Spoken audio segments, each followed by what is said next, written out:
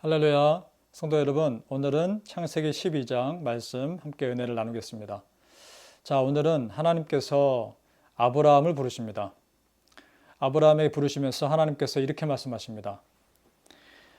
창세기 12장 1절 말씀인데요. 여호와께서 아브라함에게 이르시되 너는 너의 본토 친척 아비집을 떠나 내가 네게 제시할 땅으로 가라, 이렇게 말씀하십니다. 하나님께서 아브라함 부르실 때 조건이 있었습니다. 하나님의 부르시면은 포기가 따릅니다. 세 가지를 포기하게 하십니다. 삼중 포기죠. 본토, 친척, 아비집입니다.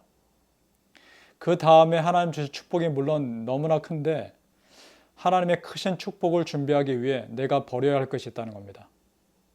자, 본토, 친척, 아비집, 이 세 가지 삼중 포기, 세 가지 포기를 의미하는 게 뭘까요? 나의 익숙함, 현실에 안주하고 싶은 마음, 사람을 의지하고 싶은 마음, 내가 그동안 쌓아놓았던 어떤 인간적인 네트워크, 그런 나의 힘으로 무엇인가 할 수 있을 것 같은 그런 나의 어떤 기반들, 그걸 포기하라는 겁니다. 그리고 이제는 100% 하나님만 신뢰하라는 것입니다. 그럴 때 상상할 수 없었던 놀라운 축복을 하나님께서 주시겠다는 것이죠. 자, 2절 말씀을 봅니다. 내가 너로 큰 민족을 이루고 내게 복을 주어 네 이름을 창대케 하리니 너는 복의 근원이 될지라. 자, 1절 말씀에서 우리는 보았습니다. 세 가지를 포기했습니다. 그랬더니 2절 말씀에서 세 가지를 또한 축복하십니다. 큰 민족, 이름을 창대케 하겠다, 복의 근원이 되게 하겠다. 이 원어 말씀에는 네가 복이 될지라 라고 되어 있습니다.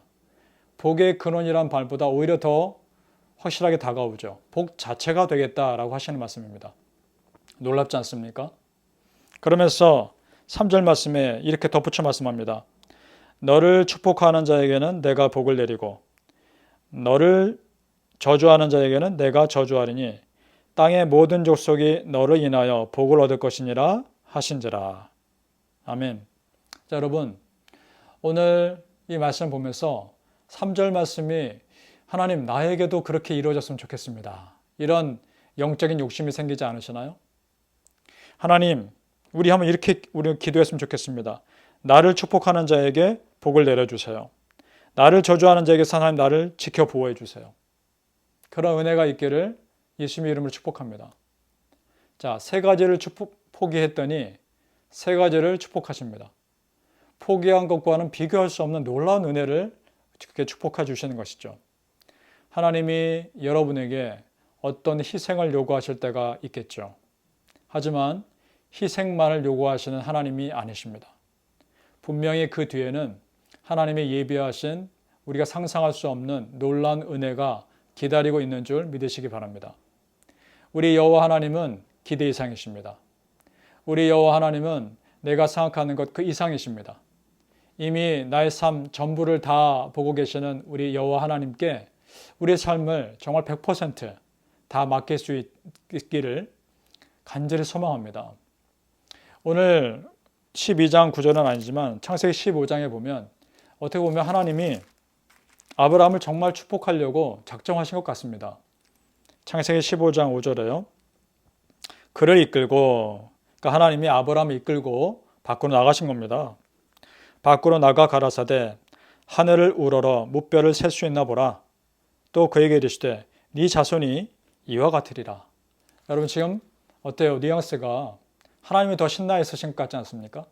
하나님이 아브라함을 축복하는 게 지금 하나님 너무나 지금 익사이팅 하신 겁니다. 그런 놀라운 계획을 갖고 계신 하나님 감사하지 않습니까? 그런데요, 아브라함에게는 한계가 있었습니다. 참고 구절 봅니다. 우리 앞장에 보았죠? 창세기 11장 30절에 이렇게 되어 있습니다. 사레는 잉태하지 못함으로 자식이 없었더라. 여러분, 아브라함의 아내 사레는 아이를 낳을 수 없는 여인이었던 겁니다. 아이를 낳을 수 없는 한계가 아브라함의 아내 사레에게 이미 있었던 겁니다. 아브라함도 그걸 너무나 잘 알고 있었고요. 그런데 그런 아브라함에게 하나님께서 네 민족을 말씀하시고 후손을 말씀하시는 것이 아브라함에게 어떻게 다가왔을까요? 정말 이루어질까? 그런 의심이 들지 않았겠습니까? 그런데 여러분, 사람의 생각인 것입니다. 하나님이 하시면 하시는 겁니다. 하나님이 축복하겠다 하시면 막을 자가 없는 것입니다. 하나님은 나의 한계를 깨뜨리시고 나의 생각의 한계를 깨뜨리시고 나의 환경의 모든 한계를 깨뜨리실 수 있는 분인 줄로 믿으시길 바랍니다. 그 하나님이 저와 여러분의 하나님이십니다. 오늘 하나님께서 그렇게 아브라함을 축복의 약속하시고요. 테스트를 하십니다. 자, 하나님께서 갈대아 우르에서 가나안 땅으로 아브라함을 부르셨죠. 그런데 하나님이 축복하고자 그 부르신 가나안 땅에 기근이 듭니다. 자, 그럼 아브라함은 생각했어야 합니다. 나를 축복하시고자 이곳에 부르셨는데 나에게 왜 이런 어려움이 닥치는가? 그렇다면 기도했어야 합니다. 그런데 아브라함은 그런 모습 보이지 않고요. 기근이 있자 바로 애굽 땅으로 피신합니다. 애굽 땅에는 나일강이 있었기 때문에 그렇게 큰 타격이 항상 없었거든요. 하나님은 지금 아브라함의 믿음을 테스트하고 있었던 것이죠. 애굽 땅은요, 약속의 땅이 아닙니다. 가면 안 됐던 곳입니다. 그러자 문제가 생깁니다. 어떤 문제가 생깁니까? 아브라함의 아내 사라의 아름다움을 보고 그 아름답다는 소식이 애굽 왕 바로에게 들립니다. 애굽 왕 바로가 사라를 불러들입니다. 하마터면 자기 아내 사라를 애굽 왕 바로에게 뺏길 뻔한 겁니다. 하나님이 그 또한 이것을 막으시죠. 오늘 말씀에 보니까 창세기 12장에 바로의 대신들도 보고 그를 보고 바로 앞에 칭찬함으로 여인을 바로의 궁으로 취하여 드린지라 이렇게 되어 있습니다. 그러자 여호와께서 17절에 아브라함의 아내 사라의 연고로 바로와 그 집에 큰 재앙을 내리신지라. 만약에요, 이 재앙 안 내리셨다면 아브라함은 영락없이 아내를 빼앗기는 것입니다. 자, 여러분, 아브라함의 믿음 없음과 아브라함의 이런 실수를 하나님이 막아주고 보호해주고 계시는 것입니다. 왜 그러셨을까요? 하나님이 사랑하시는 사람이었기 때문이고 하나님을 사랑하는 아브라함이었기 때문입니다. 이것을 이해하기 위해서 우리 로마서 말씀을 좀 보았으면 좋겠습니다. 로마서 8장 말씀입니다. 이런 말씀이 있습니다. 로마서 8장 28절에 우리가 알거니와 하나님을 사랑하는 자 곧 그 뜻대로 부르심을 입은 자들에게는 모든 것이 합력하여 선을 이루느니라. 자, 여러분 보십시오. 하나님을 사랑하는 자 아브라함 아닙니까? 그리고 그 뜻대로 부르심을 입은 자 하나님의 뜻대로 부르심을 입은 아브라함 아닙니까? 그랬더니 하나님께서 그를 보호하시고 모든 것이 합력하여 선을 이루게 하신 것입니다.